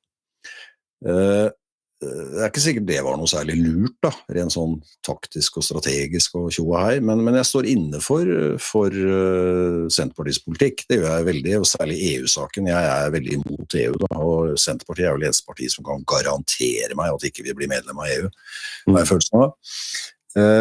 Men min drøm er jo, det er ikke noe drøm, det jeg skulle ønske meg var at Senterpartiet gikk over på borgerlig side fortest mulig. Fordi det blir aldri noe godt klima mellom Senterpartiet og Arbeiderpartiet igjen.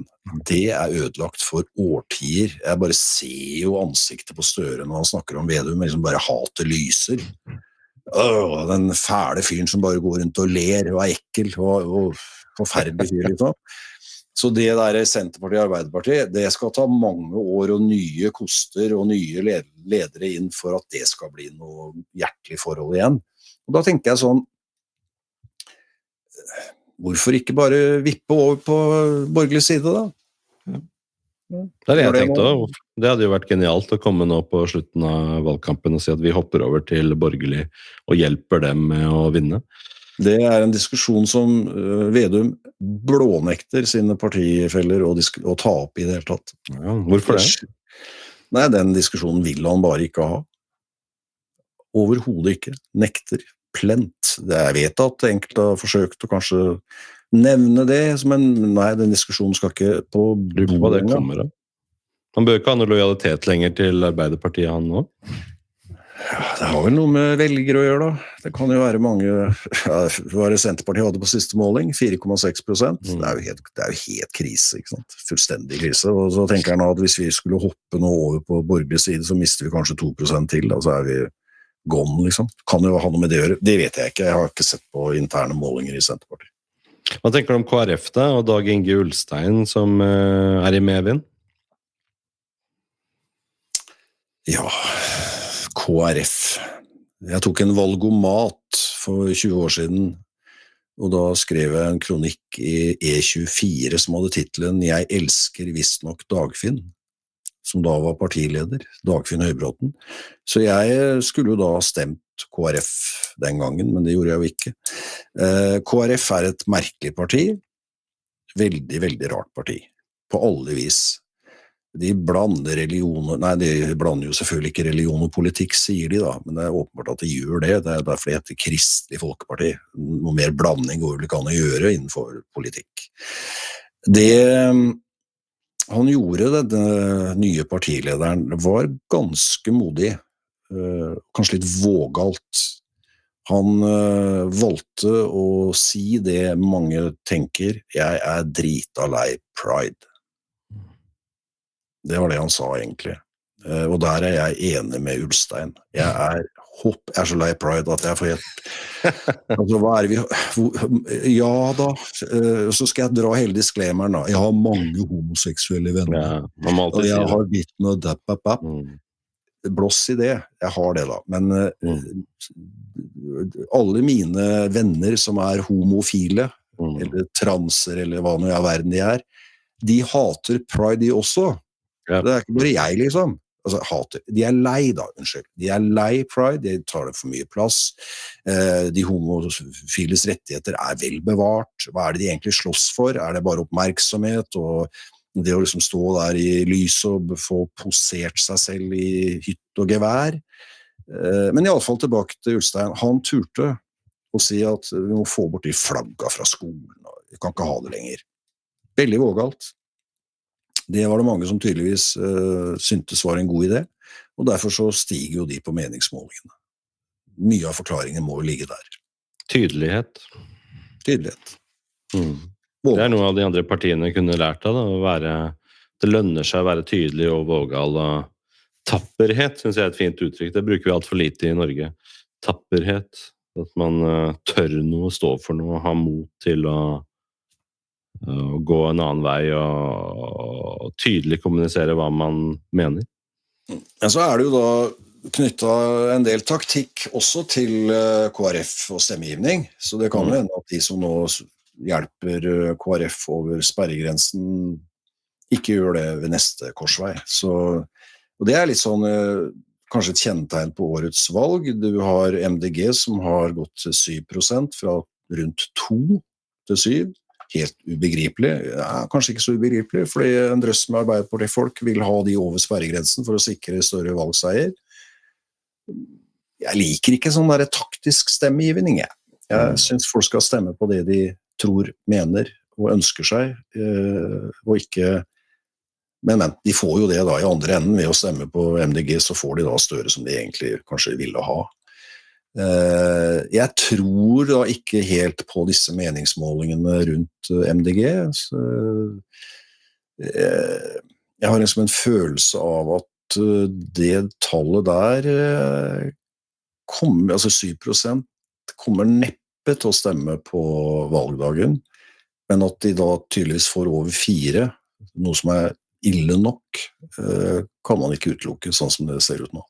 Jeg synes det er så synd med Venstre, fordi de står liksom for ingenting. De er sånn anonymt parti som burde ha vært tydelige på sine verdier, fordi de er jo egentlig en litt sånn særstilling med tanke på at de egentlig er det eneste sånn klassisk liberalistiske partiet i Norge, eller sosialliberalistisk. Da. De kunne jo spilt mye mer på det, at de har den liberalistiske tradisjonen med frihet for individ, og hatt en mye mer tydelig politikk på hva det vil si, hva det betyr, men i stedet så føler jeg at de er bare helt anonyme og snur kappen etter vinden, og at de står egentlig ikke for noe i det hele tatt. Ja, Venstre er jo et tulleparti. Hvorfor mener du det? Det er jo bare rot og rør. De mener A, og så mener de B, og så mener de ikke B allikevel. Og så har de ikke på en måte... Hvordan skal det samfunnet se ut da, som Venstre vil lage? Jeg vet ikke hvordan det ser ut, jeg har ikke peiling. Og så synes jeg de har dårlige ledere. Jeg synes de mangler noe... Et politisk parti og politikere er jo avhengig av tillit. Og Melby har jeg bare ikke tillit til. Jeg beklager, Guri, jeg skulle gjerne hatt det. Det går ikke på person, men det går på deg som partileder. Jeg har ikke tillit til Venstres partileder. Så har de ikke noe visjon, liksom det partiet mangler. De må formidle en visjon til oss, om vi kan se for oss hvordan de ønsker at Norge skal se ut. Ja. Nei, Venstre et tulleparti, for å si det. Det fælt å si det. Ja, Er ikke det Norges eldste parti, egentlig? det Norges eldste parti, Det er det. absolutt. Men etter at, det begynner å bli noen år siden da, men det kom jo en kar inn i Venstre som het Sponheim, som for øvrig egentlig aldenser innerst inne. Men han rota seg jo så langt bort i kåren, og den veksten han fikk, den gikk jo rett i søpla, og siden har jo Venstre vært, jeg vet ikke helt hva de driver med, for å si det. Og så har vi jo SV da, som veldig populært i Oslo. Hva slags tanke gjør du da om SV, egentlig? Nå vet ikke jeg hvorfor SV det største partiet i Oslo under skolevalget. De hadde jo bare nesten 23% oppslutning, og fikk flest stemmer fra skoleelevene på videregående i Oslo. Det der må jo bare være Gaza. Kan jo ikke være noe annet. Jeg vet ikke, men skal jeg tippe, så har det bare med Gaza å gjøre. Og at det går folk på videregående skole og tror at ved å stemme på SV så løser man konflikten i Midtøsten, det så naivt at det føleri. Det virkelig føleri. Det som å tro på julenissen da. Han kommer jo selv om han ikke ordentlig da. Kommer jo en gang i året, heldigvis. Men SV som parti har på en måte falt litt sånn sammen. Har gjort det veldig dårlig i debattene, har jeg sett, hvis jeg skal tro på disse terningkastene til mine tidligere kolleger. Og jeg tror ikke SV så veldig happy med sin egen valgkamp, fordi de ramler liksom mellom noen stoler de også. Det ikke dritten i midten, men Rødt jo veldig på da, med mimir og tjo og hei. Og så har du MDG som hyler og skriker på andre siden, og så kommer SV litt sånn imellom de to partiene, og har ikke fått den luften i luken som de kanskje fortjener, synes jeg kanskje. For SV jo et solid parti. Jeg oppfatter det som et solid parti som har levert god politikk, selv om jeg uenig med nesten alle sammen, men det noe politikk da. Og de har levert dette og oppført seg ordentlig som politikere. Derimot MDG og Rødt det jo livsfarlig, de to partiene der. Det jo helt vilt. Har du lest partiprogrammene til MDG og Rødt? Ja, kan du ta frem noen eksempler av hva det de har i partiprogrammet sitt som spesielt graverende, hva du tenker rundt det? Jeg må nesten ta litt sånn overordnet da. Altså, Rødt vil legge ned norsk næringsliv, og staten skal eie alt, ferdig med det. Rødt vil ikke at du skal eie leiligheten din, eller huset ditt, det skal staten eie. Så skal du ren kommunisme? Ja, ren kommunisme, og de prøver seg på at de ikke det, men det står jo det står jo i partiprogrammet hva de skal gjøre konkret, og det konkrete kommunisme. Det bare kommunister som holder på med sånn.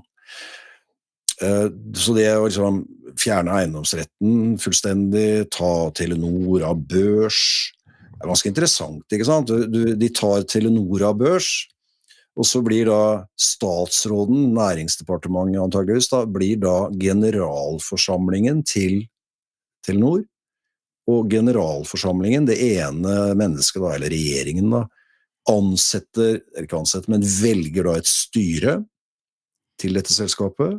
Det kan jo bare være gamle kompiser, så får de masse styrehonorarer. Og så ansetter da det styret en kompis til å være administrerende direktør i selskapet. Dermed har regjeringen, altså Rødt, fått full kontroll over Telenor. Det kommunisme. Når det gjelder MDG, det jo Norges latterligste parti. De skal på den ene siden stenge ned oljeproduksjonen vår, og på den andre siden skal de forby undulater, marsvin og skilpadder. Og jeg tuller ikke. Hvorfor vil de forby det?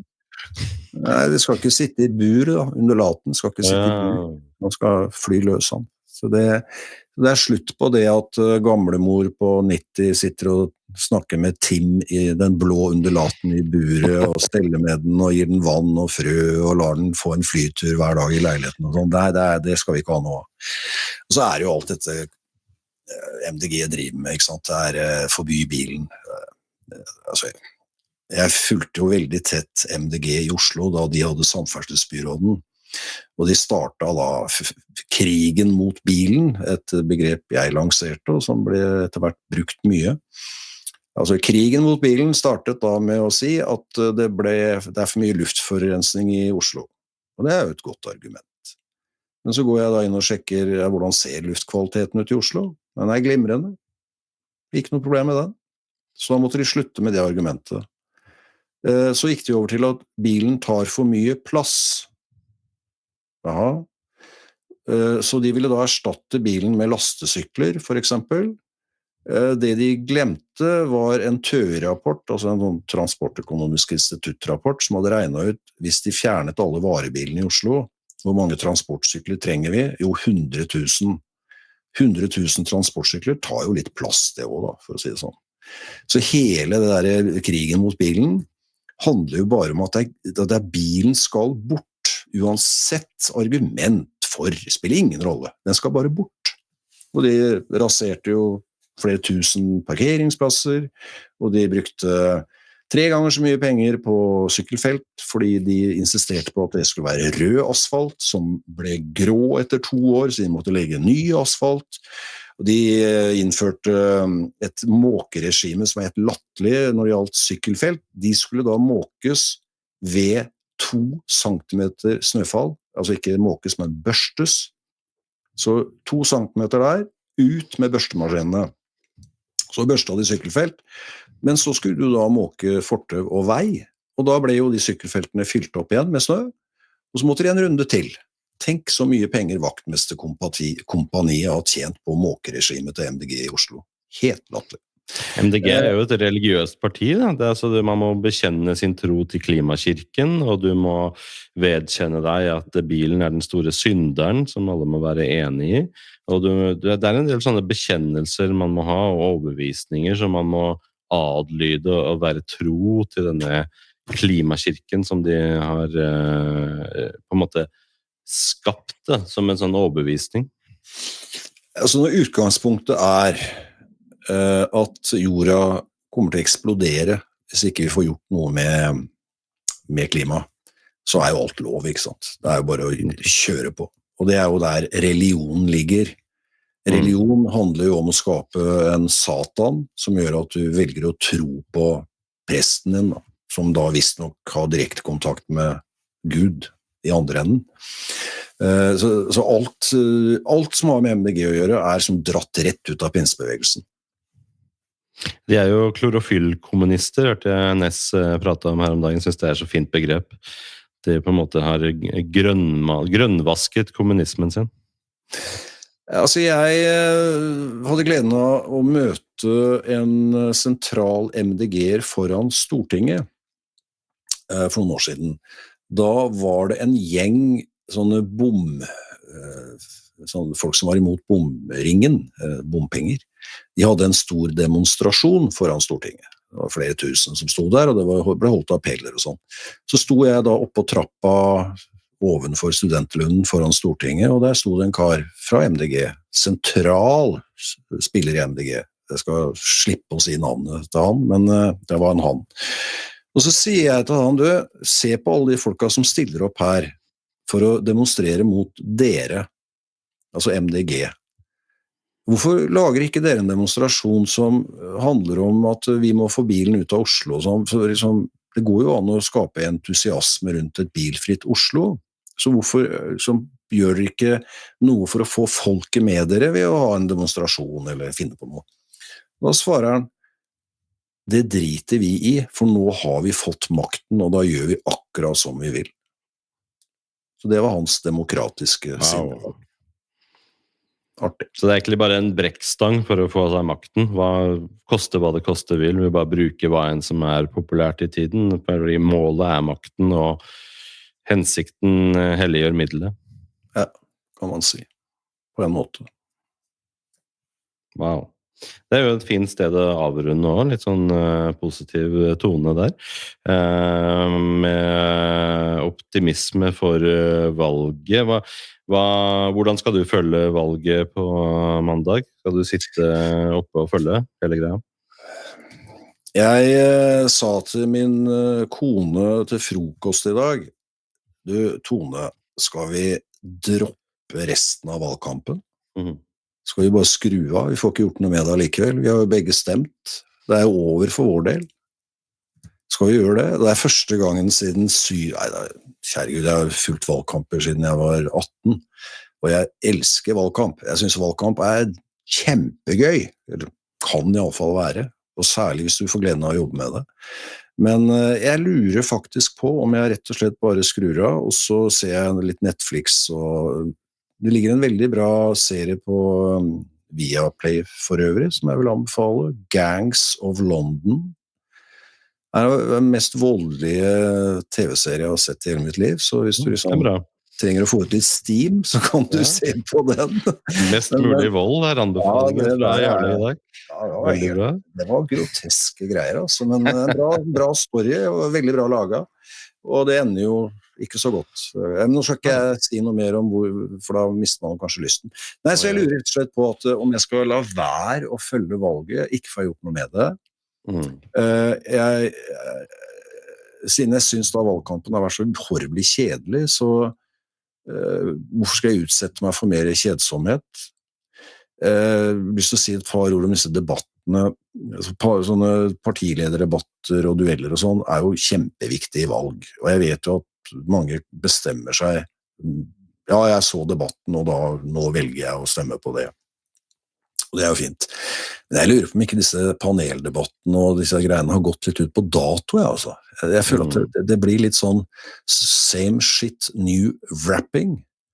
Jeg synes programlederne er dårlige, jeg synes politikerne er dårlige, så jeg har sett en del av de debattene, men til slutt tenkte jeg gidder ikke å se flere, altså. Det gir meg ingenting. Men det skal sitte langt inne og ikke sitte og følge en valgnatt, fordi da dirrer det i jorden, for å sitere et norsk pop-rock-band, DumDum Boys. Og når det dirrer i jorden, så er det vanskelig for en tidligere journalist og en PR-rådgiver og en valgnerd som meg å ikke følge med. Men kan hende at jeg ikke gjør det. Kan faktisk hende, altså. Og da jeg tenkte muligens hva skal du si? Nei, men det kan jo også fortelle noe om den avmaktsfølelsen kanskje ikke bare jeg har over vårt politiske system for tida, for jeg synes det er dårlig kvalitet, dårlige politikere, dårlig politikk, uansett farge.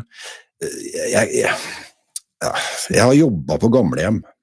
Jeg var 17 år og jobbet som pleier på Hamar sykehjem. Det var en 92 år gammel pasient som lærte meg å stelle gamle mennesker. For det fikk jeg beskjed om fra oversykepleieren. Du kan gå inn der, og så skal hun, kall henne Gunnhild, skal lære deg å vaske og stelle gamle mennesker. 17 år liksom, der står jeg og det var rundvask det altså, skikkelig. Absolutt fra topp til tå.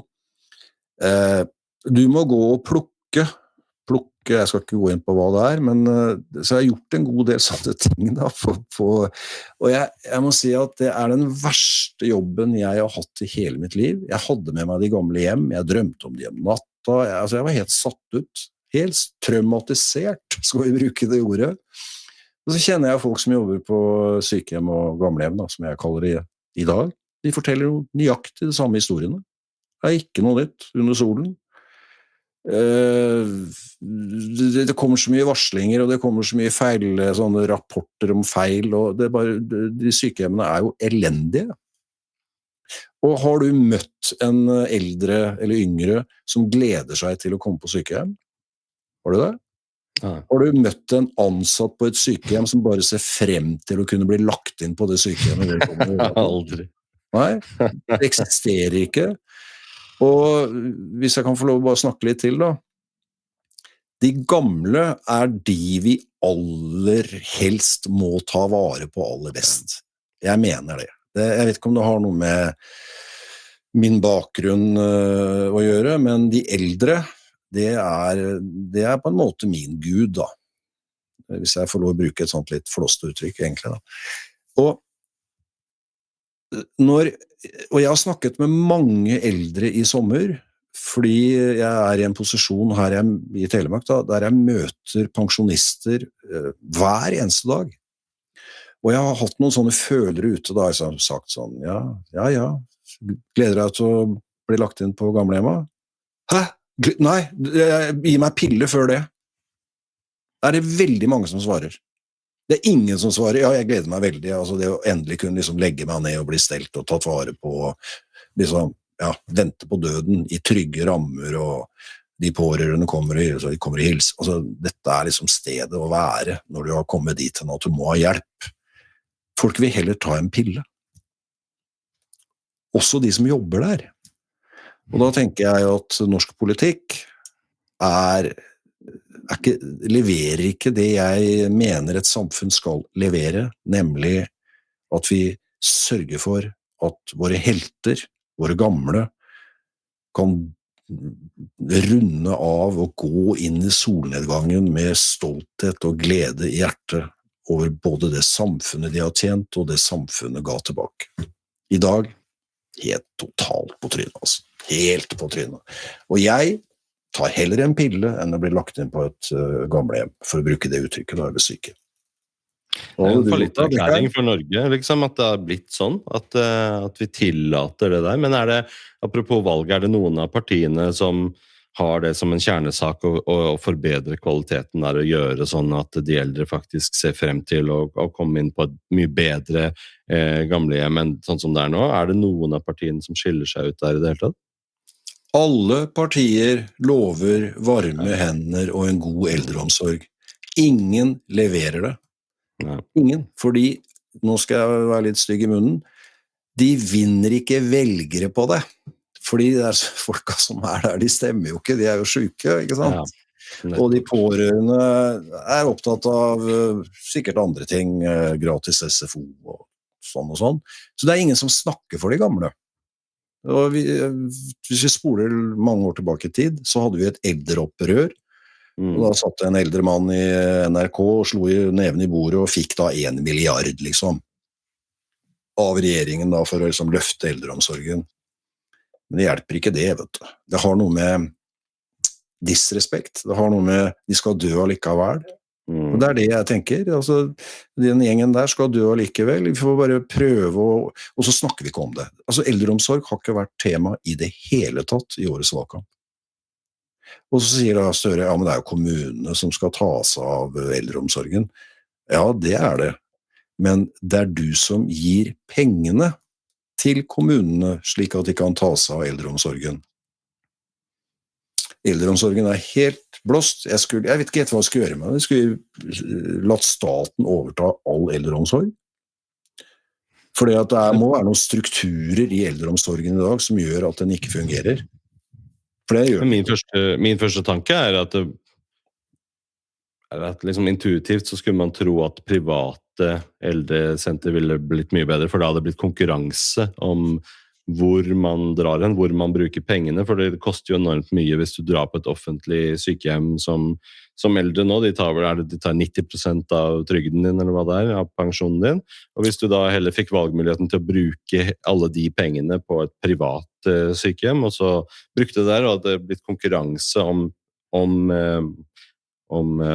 de eldre på en måte da, og hvor man velger fritt å dra og bruke pengene sine, så tenker jo jeg at det kunne ha skapt en bedre situasjon.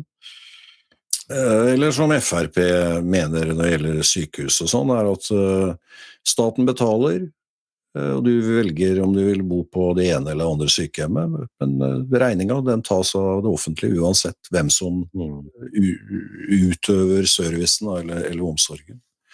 Det jo ikke noe, men venstresiden jo allergiske mot private aktører, om det barnehage eller om det spiller ingen rolle hva det de bare allergiske mot, og sånn det jo. Selv om ledelsen i de politiske partiene på venstresiden gjerne bruker private helsetjenester selv, det gjør de jo. Det viktigere at alle har det like ille, så lenge det likt for alle. Mulig. Men de eldre, Nå har jo jeg blitt eldre selv, så noen kan kanskje mene at en 63-åring snakker for sin syke mor, men jeg kan love dere at min helse så god at det lenge til jeg da blir lagt inn på et sykehjem. Så jeg snakker egentlig ikke på mine egne vegne i det hele tatt, jeg snakker på vegne av de eldre, de som nå på sykehjem. Jeg har jobbet der selv, som jeg sa. Jeg har snakket med mange som jobber der i dag, og vi alle enige om at den omsorgen vi gir de eldre holder ikke mål, den ikke god nok, eldre blir utsatt for overgrep, og ansatte blir utsatt for overgrep fra de eldre som sånne sinte, demente eldre, det rock'n'roll.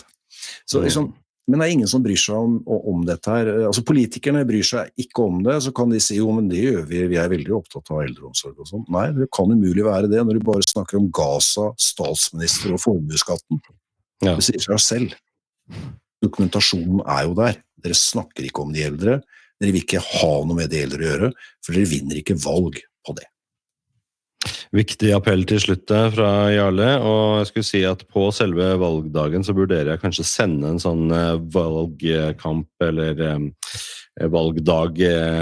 valgvake-sending på selve mandagen, så dersom du velger å følge denne valgvaken, Jarle, så kan det jo hende vi ringer deg opp på en sånn livesending og høre hva dine tanker på kvelden der, hvis du har lyst til det. Så vi får se, det mulig at det blir en sånn type sending, men uansett, tusen takk for samtalen i dag. Det var hyggelig, interessant og morsomt å prate med deg.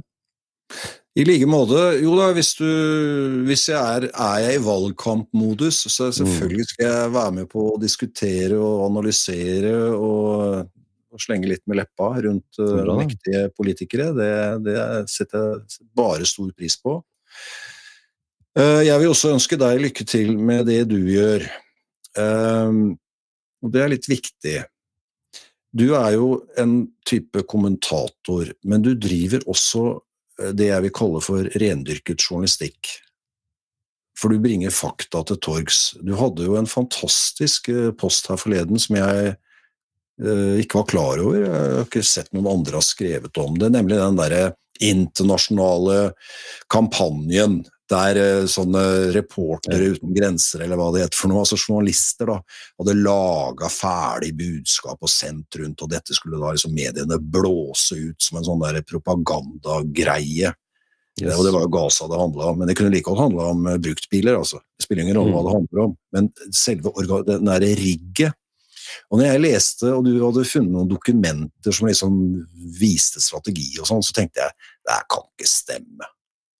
Har det blitt så gærent I pressen, og at de driver og rigger kampanjer for og imot bruktbiler, eller Gaza, eller hva I all verden det skulle være. Og så går jeg inn på Klassekampen, altså, så ligger jo hele dritten på forsiden på Klassekampen. Jeg bare, Beckheim, takk skal du ha for god journalistikk, tenkte jeg da. Det var veldig, veldig bra, så fortsett med det. Men et råd, skill journalistikk og meninger så mye du klarer. For da blir det verdig. Det ikke så lett som podcaster.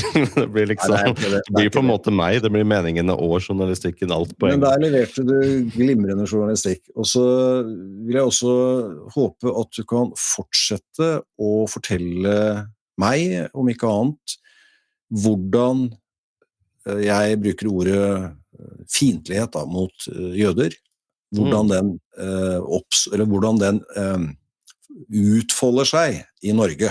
Jeg vil gjerne vite mye mer om det.